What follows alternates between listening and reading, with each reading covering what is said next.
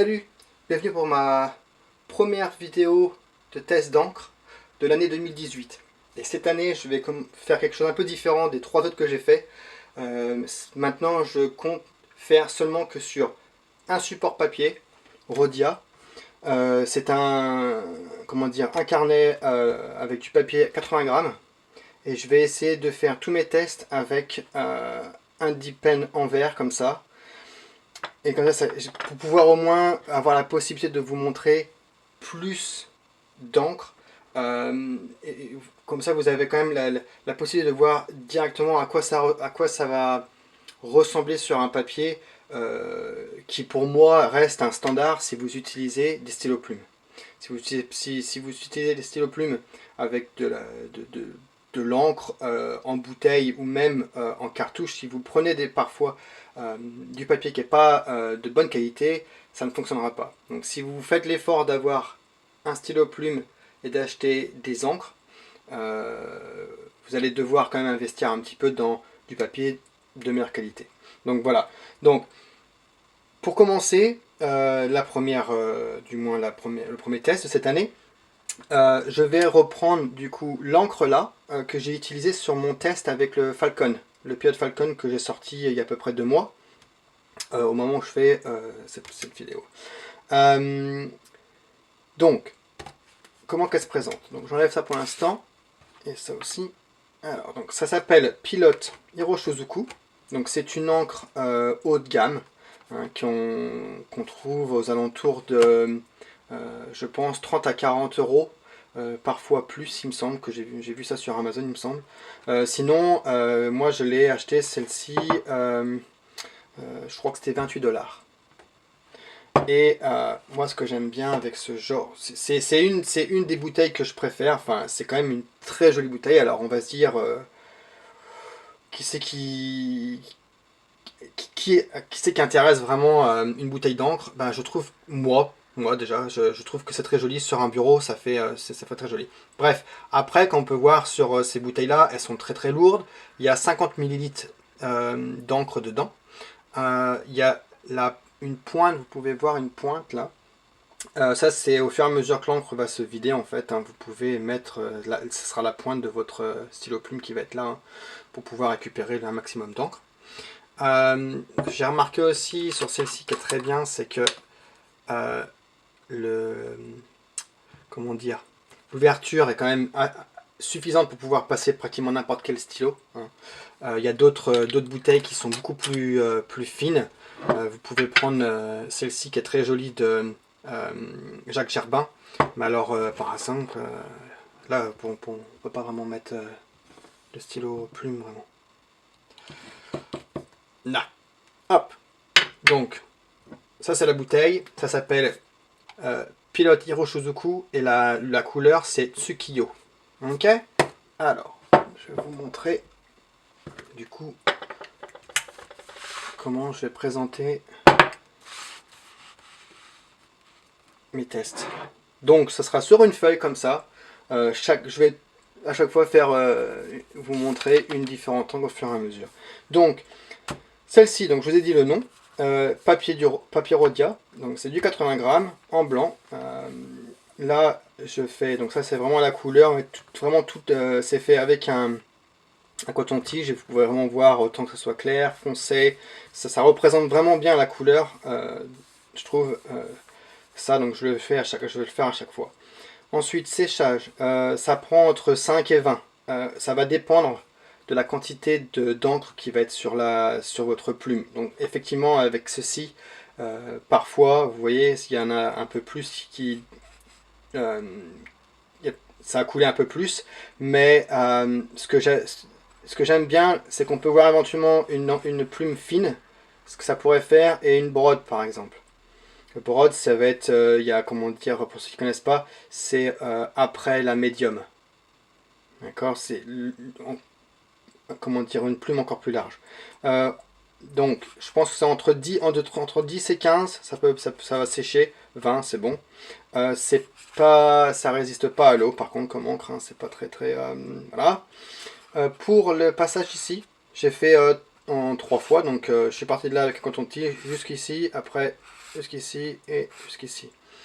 Donc ça reste assez clair comme couleur. Voilà. Je trouve que ici, c'est ça, vraiment la couleur de l'encre. Ça, c'est vraiment la couleur. Si vous voulez l'avoir utilisé sur un stylo plume, comme je vous ai dit, allez voir mon test avec le Pilot Falcon. Une petite citation que je vais mettre en permanence de Jean-Louis Aubert là. Et les petites réponses du coup pour vous dire un peu ce qui se passe. Donc, favoring, donc j'ai écrit en anglais parce que je trouve pas en fait comment dire, les mots en français. Je vois pas ce que je pourrais mettre. Donc là, favoring, ça pourrait dire, je pourrais dire éventuellement que ça bave, mais ça fait pas très joli. Donc ça ne bave pas. Quand je dis que ça bave pas, l'encre reste nette sur les lettres. Ça se bave pas, ça s'étale pas en fait. Voilà, ça s'étale pas. Bleed through, ça veut dire que ça ne passe pas à travers. Là, vous voyez par exemple, on peut voir des écritures que j'ai faites derrière. Ça on pourrait éventuellement dire écho. On voit des encres, mais ça ne passe pas à travers. Donc je vais regarder, je vais vous montrer quelque chose qui passe à travers. J'ai une encre qui est passée à travers déjà. Voilà. Ça, ici, là, ça voudrait dire bleed through, oui. Mais celle que j'ai, du coup, hop, elle passe pas. Vous voyez? C'est nickel. Alors, donc, favoring non, bleed through non, shading. Shading, c'est les différences de couleurs sur une lettre ou différentes saturations entre l'écriture. On peut voir ici, par exemple, entre le R, le H, le O, même là, et ici, là, vous voyez peut-être le I. Ça, c'est le plus fréquent, où ça va être plus clair en haut et plus foncé en bas. Donc, shading, oui, je trouve ça génial pour une encre.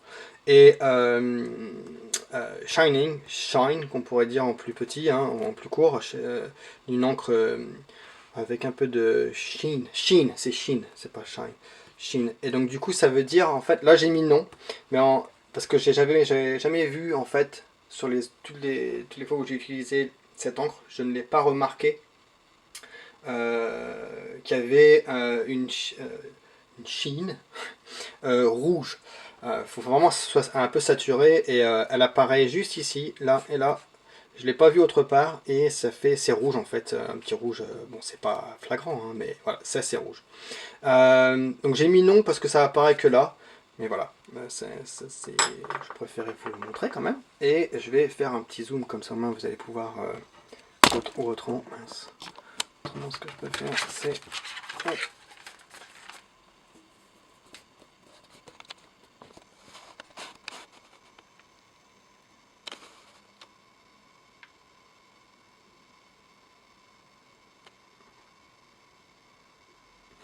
voilà.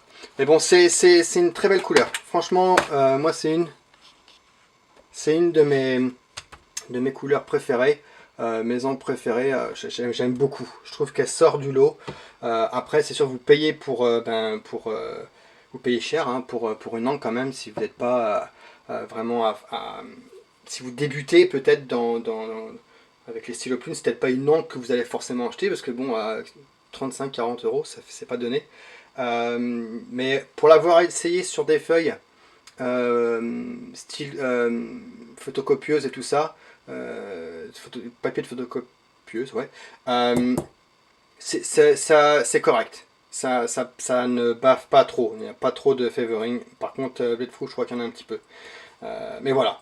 Donc, ça c'était ma première. J'espère que ça va vous plaire. Je vais essayer de faire ça à chaque fois sur chaque encre à peu près. Donc à peu près 10 minutes quoi. Si je peux faire moins, je ferai moins. D'accord.